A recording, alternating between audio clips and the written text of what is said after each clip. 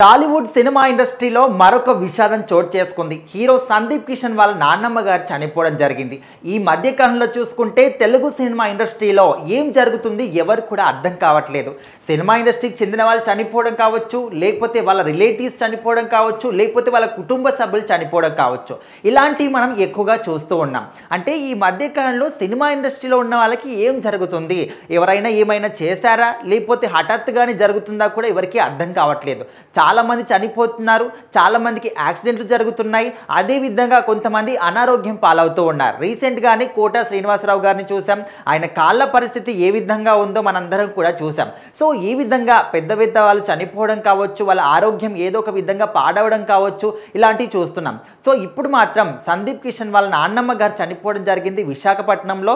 హుటాహుటిన సందీప్ కిషన్ గారు వాళ్ళ ఫ్యామిలీ సభ్యులందరూ కూడా అక్కడికి వెళ్ళి సందీప్ కిషన్ గారి స్వయంగా ఆమె యొక్క డెడ్ బాడీని కూడా మోయడం జరిగింది.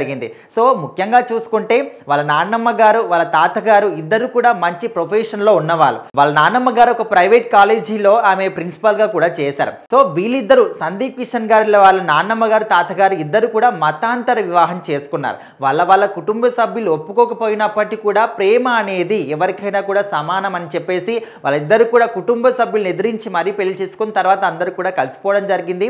వాళ్ళ పెళ్లిళ్ళు అంటే పెళ్లి జరిగిన తర్వాత వాళ్ళ పేర్లను కూడా వాళ్ళు మార్చుకోవడం జరిగింది. సో సందీప్ కిషన్ గారి వాళ్ళ తాతగారి పేరు కృష్ణం నాయుడు. అయితే పెళ్లి తర్వాత జోసెఫ్ కృష్ణం నాయుడుగా ఆయన పేరు మార్చుకోవడం జరిగింది.